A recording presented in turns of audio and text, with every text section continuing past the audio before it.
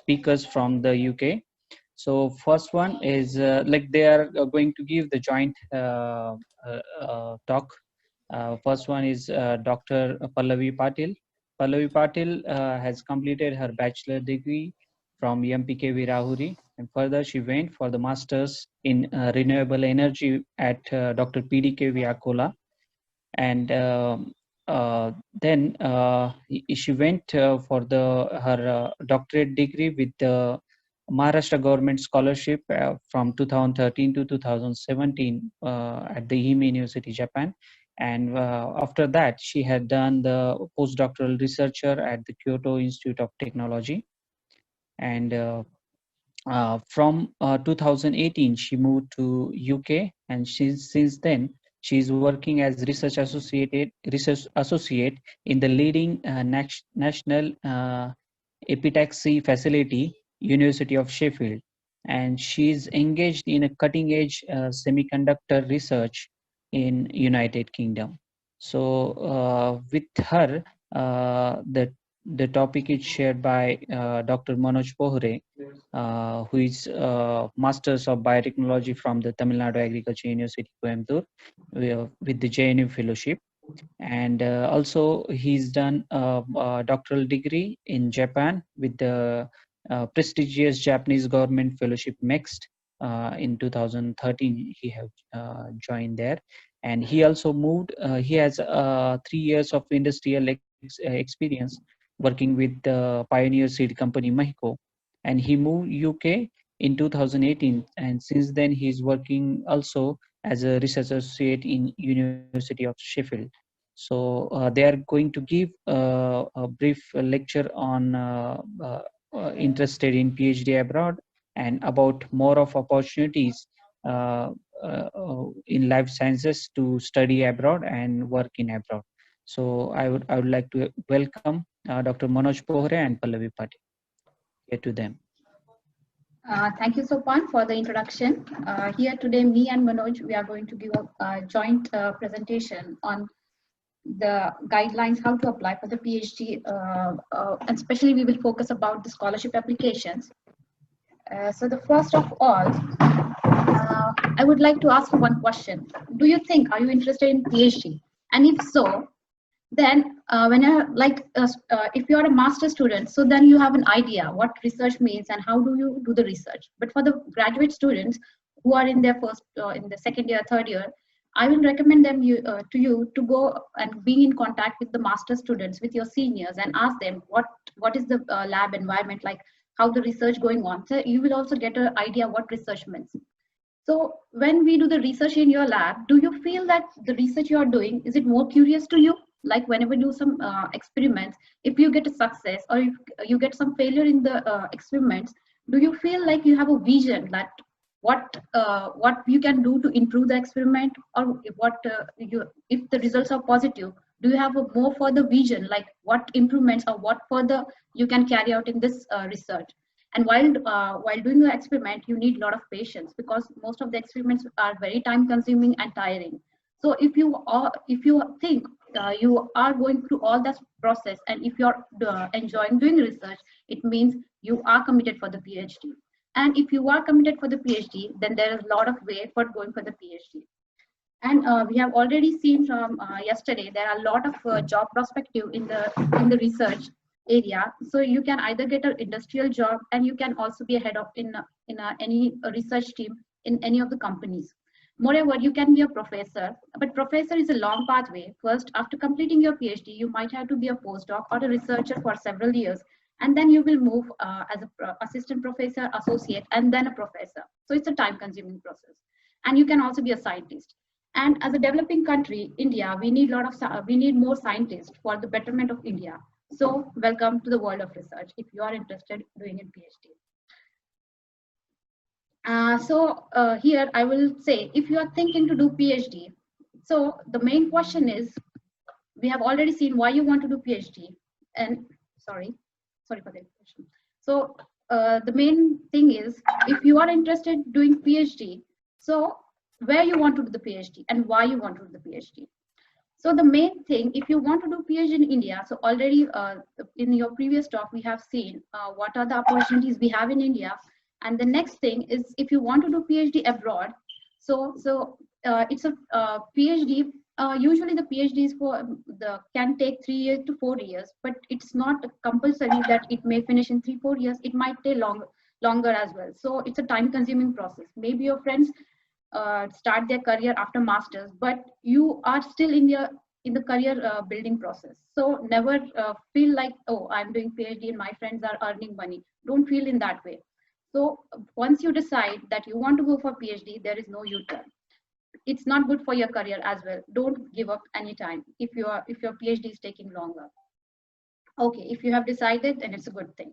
The next thing is, like, whenever you decide that you want to go for a PhD, you should have to be more focused, because when you go abroad for a PhD, it's just not you are going on your own. You are taking more responsibilities with you, because you are also representing yourself there as a country. You are representing your culture, and you are also representing your own skills, what you have learned in India. So you have to be more tentative, more focused, and more sincere. In my next slide, I will show you what you need for a PhD application, or what things you have to prepare before starting for looking for a PhD. So the most important thing is you need a strong willpower, because it's not an easy process. You have to go through a lot of things. First, you have to keep your credential very good, because it's just not you are showing that you are good in studies, but it's a thing that you was very sincere in your studies. You were going to the college and you were taking all of your courses properly, which indicates, which is the first impression for a third person or a professor, that you was good, whatever you was doing it. And the next thing is a research proposal. A research proposal in which the front person will get an idea what background you have, what kind of technical skills you have, and what kind of research you have did in your masters or bachelors, and what if you are doing any research, you definitely get some problems, or you might get some success as well. So in that scenario, what kind of objectives you have did, and whatever the objectives were there, have you completed those objectives, and what is the impact of those objectives on the human being, or in the social life, or in the society.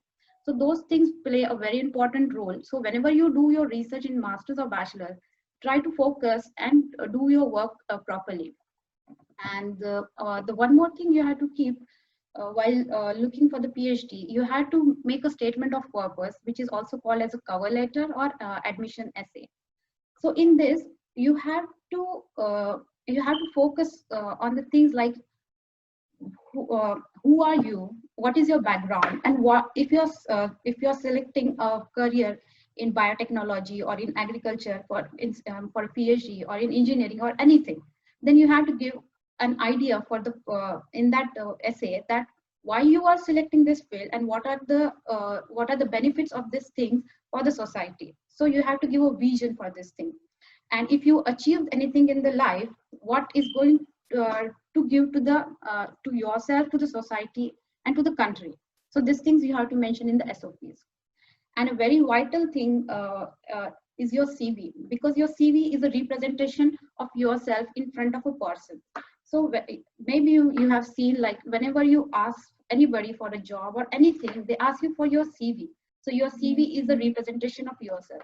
Your CV should be always simple, and it should be sorted out very nicely. So your CV should be a representation. Like, I will recommend you to write whatever the technical skills you have learned, and if any courses, like any IT related courses you are doing, like learning any courses or anything, whatever you have learning, any technical skills, try to mention those skills in your CV. That's a good impression for you. And there is another very important thing we need from the professors.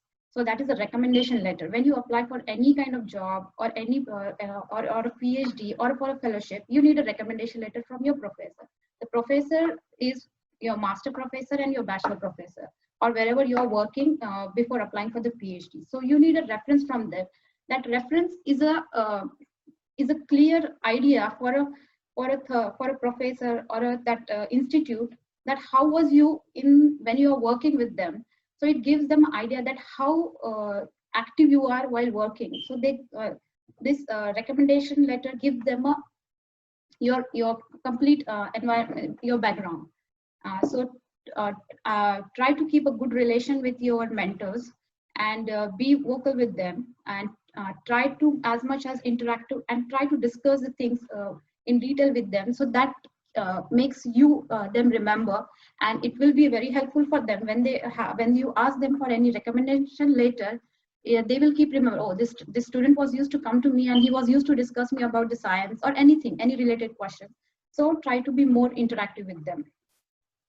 And for the PhD applications, we need English skills, because we have, you know, that English is is one of the most spoken language in all over the world, and it is the common communication language we use in today's world. So try to improve your English, and simultaneously when you are doing your bachelor's or master, give a try for these exams. So when you will be at the point of applying for these fellowships, you, because of your previous experience, you might improve your score at the time of the application. So keep trying for this score, and try to improve your score day by day. And even you can talk with your mentors, your friends in English. That will keep you highly motivated and more fluent. And the most important thing is the professor. So a professor plays a very important role in a life of PhD as a PhD. So here, here I will show you like how can you approach a professor. So before showing you how to approach a professor, I will say that instead of going for a high-ranking university, try to go for a good lab, a good professor. So if you think that this professor is good, like if, just take an example. If I'm looking for a professor whose research area is with familiar to me, and I'm interested to go in his lab, but he is not working in a very reputed university, but it doesn't mean that he's not good. You can approach him, because his lab and his lab environment and what facility he has, that is more important for PhD than a rank of a university. Before approaching a professor, I will recommend you to first, you must decide what area you want to go for a PhD. Just think, make a story, whatever the research you did or whatever research interest area you want to go for.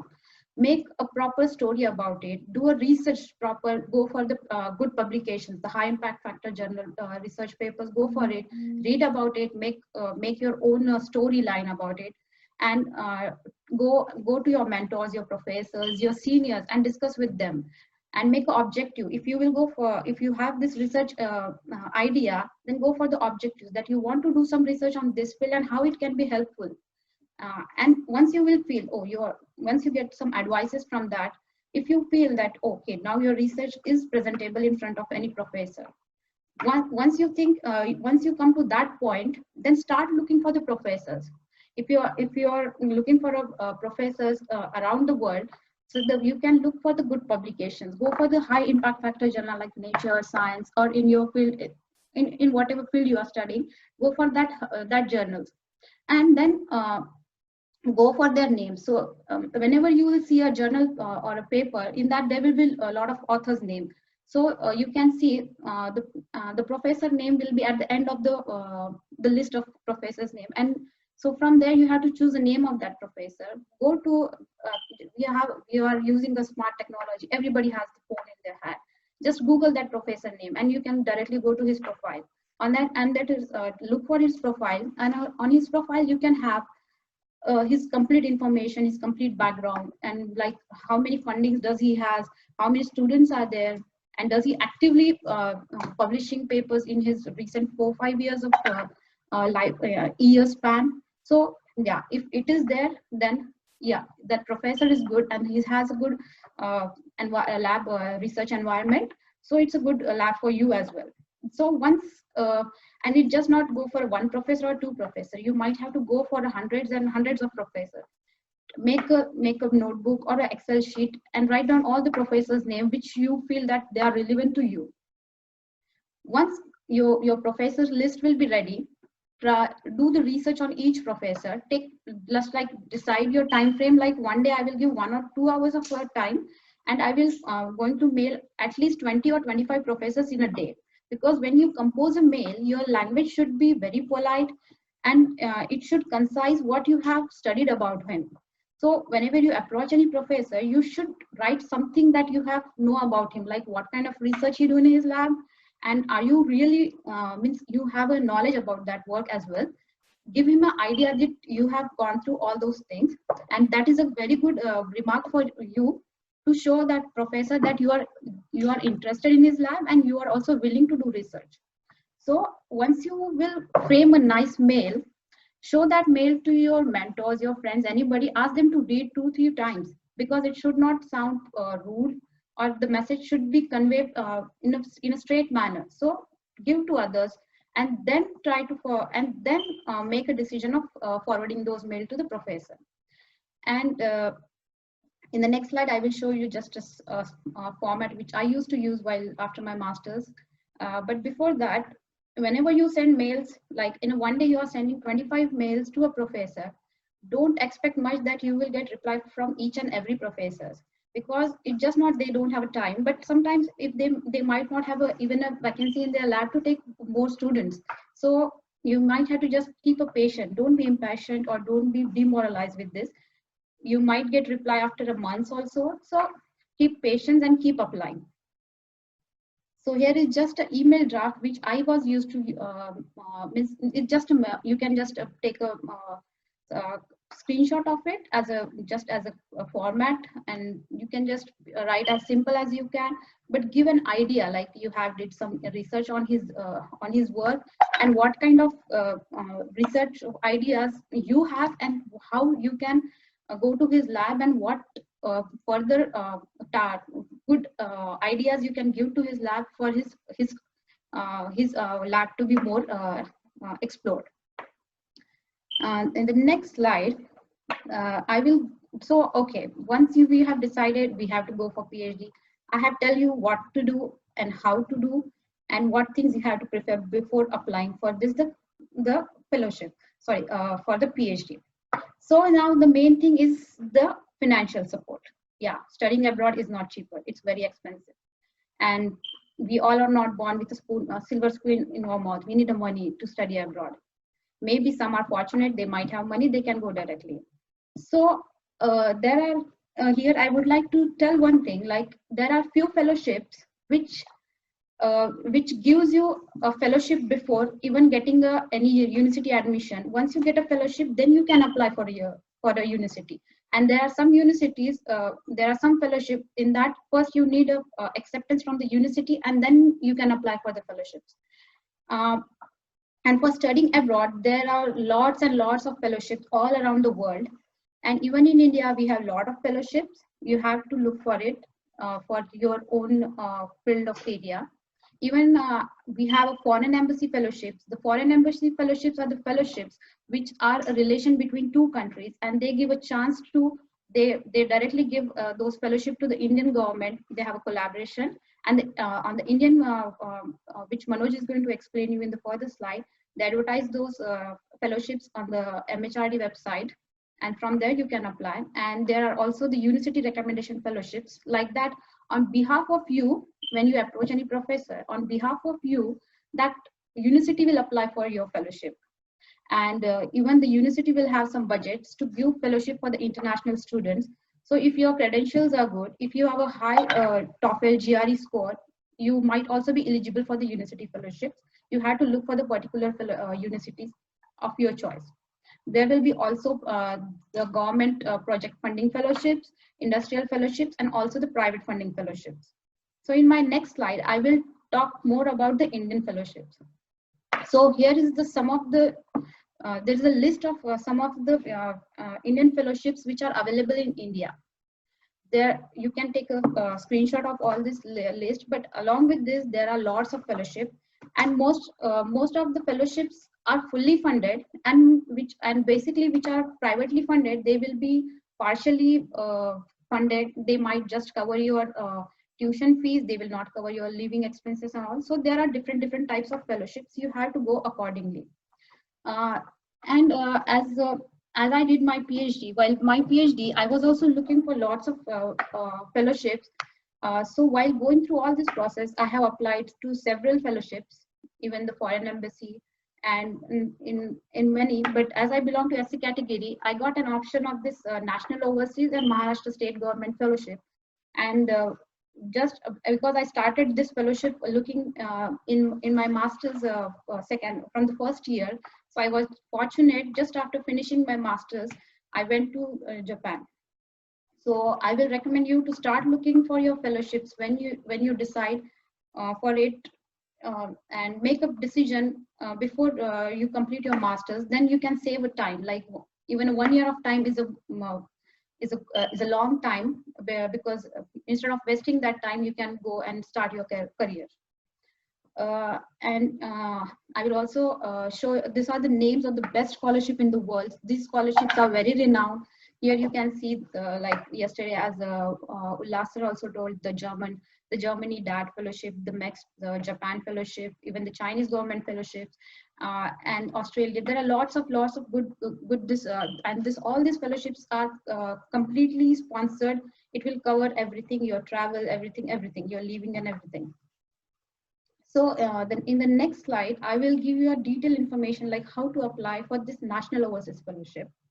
So this National Overseas Fellowship is just not for the SC category students, but it's also available for the landless agriculture and some tribals also. So you can have a look on this, and for each and every scholarship, there will be the criteria, the eligible criteria. So as I said before, that you have to keep your credentials high. And there is an age limit also for 35 years. If someone has a working experience also, they can also go for it. There is some family income selling, which you have to look for it. And here, just for example, I will tell you what a fellowship covers. Like if you will get a National Overseas Fellowship, it will give a complete year maintenance of 15,400 US dollar for the all around the countries. But if you will particular come to UK, then the fellowship amount will be 9,900 British pounds.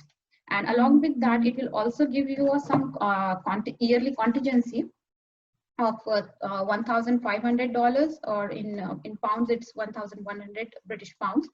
It will also cover your complete tuition fees, visa, medical insurance, and air ticket. So if you are, and this fellowship is completely online. So now I will show you how to go, how to check this fellowship online. If you will just type in Google, sorry.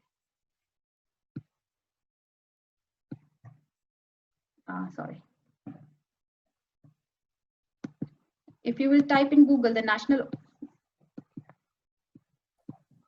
Please stop this presentation and then share this your Google.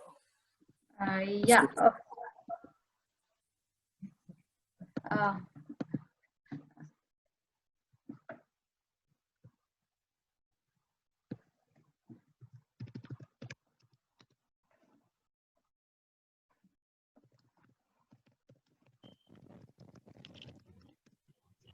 So if you will type just National Overseas Fellowship, it will.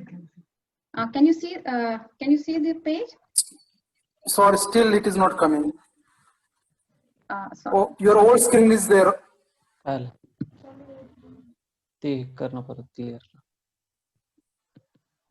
Just stop the previous one and then freshly you share again. Okay. Yeah. Can you see my slides now? Okay. Hello. Yeah. It is there. Yeah. Okay. So now I'm going to the Google page. Okay, but if you will just Google this name, National Overseas, it will take you to the homepage of the National Overseas Fellowship, and that in there you have to go for the there is a guideline application how to apply for the fellowship, and in the guideline application you can see they have given complete information how to apply. Can you see this page, instruction manual? No, still your whole screen is there. Actually, can you please share your whole screen, not this? Please share the whole screen. I think you have shared only presentation screen. Uh, Yes, now you Yeah, can. yeah. I can see. Yes. Now it is there. yeah. So in the National Overseas on the website, you can see. Yeah. First, Google the name, and in that you can go for it. And if you will just, you can see here this National Overseas Scholarship Scheme homepage came, and in the menus option, there is like the instruction how to apply for the fellowship. So what documents you need to be prepared, and what you can see here, what documents you need, and then like how format for all the certificates, what kind of certificate format you need. You can get all the information here. Once you have all the documents ready, you can start for the application. And here in the menu again, you have to do the registration. First means you have to make your login ID. This application is still active. This month 30 is the deadline for this fellowship application. So candidates who are eligible and who are interested, they can apply for this fellowship right now. And further, can you see my slide again? Yes, yes, it is visible. Yes. Visible. And particularly, I got this Maharashtra State Government Fellowship, and I started looking it from my master first year. And I was so fortunate, I got very good guidelines from my seniors who were already in Japan, and I got the fellowship information also from there. So like for this fellowship particularly, the criteria are little different. Means you need, there is an age limit and all, everything is there, that is same. But for this university, you particularly need admission in the top 300 universities, world ranking universities. And it is recommended if your rank, if the university ranking is under 100, then there is a more chances of getting this fellowship, because they are not checking any of your means their own skill, means your eligibility. So they are giving more importance to the university, because this high ranking university will check a good candidate only. So that's why they are giving preference to the university here. And once you will have admission for this, and of course you need a means according to the country, you need a GR, TOEFL, IELTS score as well. And this application has to be sent. Please move to the presentation mode.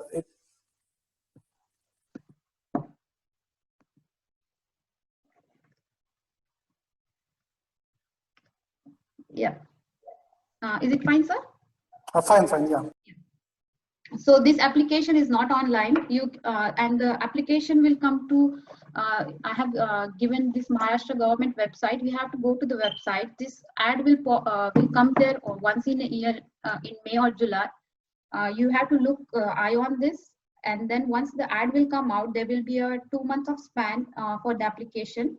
You have to download the application form. You have to fill it along with the documents of your credentials, your caste certificate and everything, and then you have to send by post.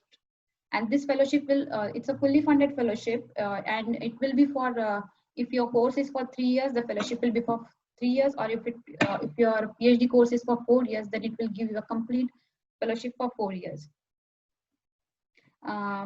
And from here onwards, Manoj is going to give you the information about the Foreign Embassy Fellowship. Thank you. Am I audible to you all? Yes, sir. Yes, sir. Yes. Yeah. Thanks, Dr. Pallavi, for your detailed, informative talk. And it makes my job easier to explain this fellowship, because she already told us what do you actually need to apply for fellowship.